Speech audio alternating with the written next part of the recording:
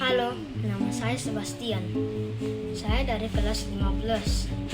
Hari ini saya akan menceritakan tentang suka duka saya selama belajar di rumah selama pandemi.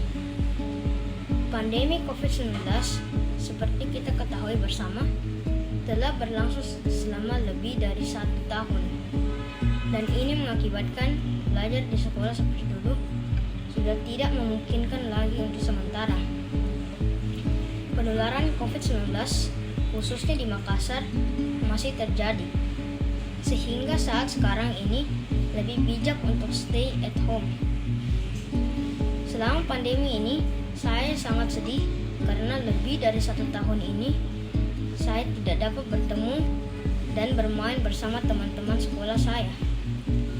Walaupun sebagai gantinya, kami juga sering bermain game online bersama.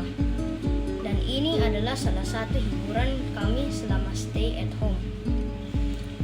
Kami juga memiliki grup WhatsApp di mana kami bercakap-cakap dan bersenda gurau bersama. Yang saya sukai dari belajar di rumah atau online adalah pembelajarannya tidak terlalu banyak dan materinya lebih sedikit daripada ketika kami belajar langsung di sekolah. Saya juga senang bisa belajar dari rumah karena lebih dekat bersama saudara-saudara dan juga orang tua. Orang tua saya juga biasa membimbing saya jika ada hal yang saya kurang pahami.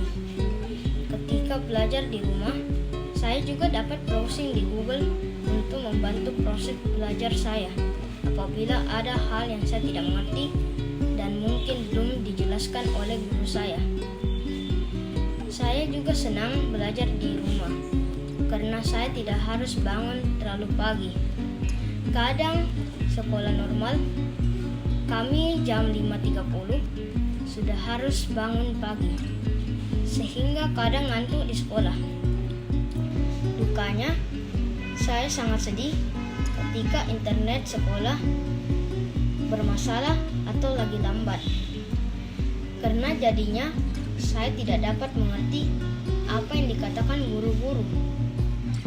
Kadang juga belajar online membuat kami lebih cepat ngantuk dan berkonsentrasi buyar. Karena suasana di rumah yang kadang ribut.